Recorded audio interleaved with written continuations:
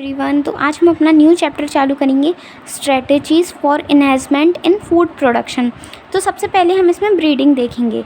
Breeding जो होती है वो टू टाइप्स की होती है। एक तो होती है इन ब्रीडिंग, एक होती है आउट ब्रीडिंग। इन ब्रीडिंग में क्या करते हैं, हम सेम ब्रीड लेते हैं और सेम एंसेस्टर लेते हैं। आउट ब्रीडिंग कितने टाइप्स की होती है? 3 टाइप्स की होती है आउट ब्रीडिंग। तो फर्स्ट होती है आउट क्रॉस, सेकंड होती है क्रॉस ब्रीडिंग, एक होती है इंटर स्पेसिफिक हाइब्रिडाइजेशन। तो आउट क्रॉस में क्या होता है, सेम ब्रीड होती है और डिफरेंट स्पीशीज़ होती है। और क्रॉस ब्रीडिंग में क्या होता है, डिफरेंट ब्रीड लेते हैं हम और डिफरेंट एंसेस्टर लेते हैं, है ना। तो अब हम इसमें देखेंगे क्या कहते हैं, इंटर स्पेसिफिक हाइब्रिडाइजेशन भी बोलते हैं इसको, है ना। तो इसमें क्या होता है, इसका एग्जाम्पल एनसीईआरटी में म्यूल दिया रखा है और इसमें डिफरेंट स्पीशीज़ होती हैं। जैसे कि हम क्या करते हैं, एक हिनी के लिए मेल हॉर्स और मेल फीमेल ले लेते हैं, और टाइगर के लिए क्या करते हैं, मेल लायन और फीमेल टाइगर ले लेते हैं, है ना। तो ये क्या होती है, ये इंटरस्पेसिफिक होती है। अब हम देखते हैं इनब्रीडिंग। इनब्रीडिंग में क्या होता है, इसमें होमोजाइगोसिटी बढ़ जाती है। अगर कंटिन्यूस इनब्रीडिंग होगी, मतलब जैसे कि एक घर में ही 2 बच्चे हैं, उन्हीं के साथ मीटिंग करा दी, फिर उनके जो बच्चे होंगे फिर उनके साथ मीटिंग करा देंगे, उनके जो बच्चे होंगे, तो ऐसे क्या होगा, इनब्रीडिंग आ जाएगी और उससे क्या डिप्रेशन हो जाएगा, जिससे हम क्या बोलते हैं, इनब्रीडिंग डिप्रेशन बोलते हैं। फिर क्या होता है, इसमें फर्टिलिटी जो होती है वो रिड्यूस हो जाती है, प्रोडक्टिविटी, है ना। अब हम देखेंगे हिसार डाले। हिसार डाले जो थी वो ब्रीड है एक शीप की, डेवलप्ड है, ये पंजाब की है ना हिसार डाले, और इसकी क्रॉसिंग कराई थी बीकानेरी और मेरिनो रैम्स से, तो हिसार डाले बना था। इन दोनों की मीटिंग से हिसार डाले बना था। फिर बेस्ट फॉर, ये इससे डायरेक्ट क्वेश्चन आ जाते हैं कि बेस्ट फॉर प्योर लाइंस के लिए कौन सी है, इनब्रीडिंग, और बेस्ट फॉर लो प्रोडक्टिविटी के लिए आउट क्रॉस करा दो। अगर लो प्रोडक्टिविटी हो रही है तो उसमें हम किसी बाहर वालों से मीटिंग करा दो, है ना। और डिज़ायरेबल क्वालिटीज़ क्रॉस ब्रीडिंग है ना। तो अब हम देखते हैं कंट्रोल ब्रीडिंग एक्सपेरिमेंट करेंगे। तो हम क्या करते हैं, आर्टिफिशियल इंसेमिनेशन करवाते हैं। सीमेन लेते हैं सिलेक्टेड मेल का और उसको इंजेक्ट करवा देते हैं रिप्रोडक्टिव ट्रैक्ट में सिलेक्टेड फीमेल में। मतलब क्या करते हैं हम, एक मेल का आर्टिफिशियल इंसेमिनेशन के लिए हम एक मेल होगा उसका स्पर्म ले लेंगे और यहाँ से एक फीमेल का मेल का लेके उसको इंजेक्ट करा देंगे किसी फीमेल में, है ना। अब हम देखते हैं MOET, ये देखते हैं हम, इसमें क्या होता है, मल्टीपल ओव्यूलेशन एम्ब्रियो ट्रांसफ़र। तो सबसे पहले क्या होगा, जहाँ जैसे कि अब एक काऊ है ना, वो 1 साल में एक ही बच्चा पैदा करेगी, तो ये तो हमारे लिए थोड़ी वैसी बात हो गई कि मतलब एक से तो फिर क्या ही काम चलेगा। तो इसमें हम एक हार्मोन देते हैं FSH हार्मोन देते हैं सुपीरियर काऊ को, तो वो प्रोड्यूस करती है 6 से 8 एग, है ना। फिर हम उसको निकाल लेते हैं और फर्टिलाइजेशन करवा देते हैं सुपीरियर बुल के साथ। फिर वो एग को हम फर्टिलाइज़ कराते हैं। जब 8 से 32 सेल स्टेज बन जाती है तो हम उसको ट्रांसफ़र कर देते हैं सैरोगेट मदर में, जिससे कि हमें एक बार में 6 से 8 बच्चे मिलते हैं। अब हम देखते हैं बी कीपिंग को हम एपीकल्चर भी बोलते हैं। मोस्ट कॉमन स्पीशीज़ इसमें हनी बी है, जिसको हम एपिस इंडिका बोलते हैं ना। इससे बी वैक्स है वो यूज़ होती है कॉस्मेटिक में, पॉलिश में।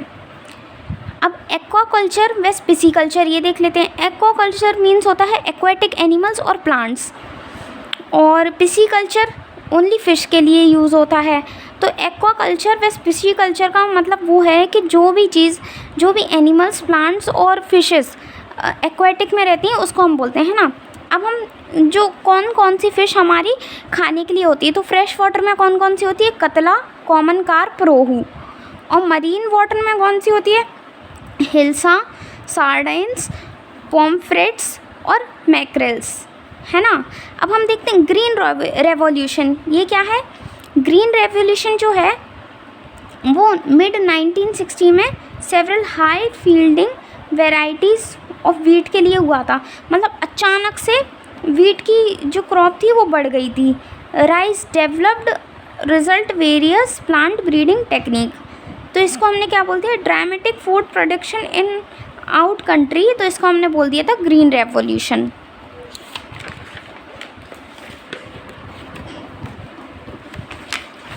अब हम देखते हैं वीट के बारे में थोड़ा पढ़ते हैं। तो वीट क्या है? वीट ड्यूरिंग 1960 से 2000 तक वीट प्रोडक्शन कितनी होती थी? 11 मिलियन। फिर अचानक से कितनी बढ़ गई? 75 मिलियन टन्स बढ़ गई। अब नॉर्मन ई बोरलंग है जो, इन्होंने क्या किया, international centre for research for wheat and मेज इम्प्रूवमेंट मैक्सिको में होता था। तो जो सेमी डॉफ वेराइटीज़ थी वीट की, उसको इन्होंने डेवलप कराया था मैक्सिको में। अब जैसे इंडिया में वेराइटीज़ 1963 में इंट्रोड्यूस हुई थी। वीट की वेराइटीज़ कौन कौन सी थी? सोनालिका और कल्याण सोना। ये दोनों वेराइटीज़ डायरेक्ट क्वेश्चन पूछ लिया जाएगा, वो आपको वीट या राइस में पूछेगा और इसके ऑप्शंस देखेगा और राइस के ऑप्शन दे देगा। तो आपको कंफ्यूज कर देता है, लेकिन आपको कंफ्यूज नहीं होना है, क्योंकि यहाँ पर मैंने बता दिया है आपको कि वीट की कौन कौन सी है, सोनालिका और कल्याण सोना। दोनों में सोना सोना आ रहा है, तो आप इससे वीट भी देख सकते हैं। वीट गोल्डन कलर का होता है ना, तो आप ऐसे भी लर्न कर सकते हैं। राइस 1960 से 2000 राइस जो थे उनकी प्रोडक्शन इंक्रीज़ हो गई 35 मिलियन टन से 89.5 मिलियन टन्स में। अब IRRI international rice research institute कहाँ पर है? फिलीपींस में है। अब IRRI की जो वैरायटी है वो IR8 है और ताइवान की वैरायटी है ताइचंग नेटिव 1। ये आपको वैसे भी याद रहेगी, IR से याद रहेगी आपको IR8 और ताइवान से ताइचंग नेटिव 1। इंडियन वैरायटीज़ कौन कौन सी है? जया एंड रत्ना।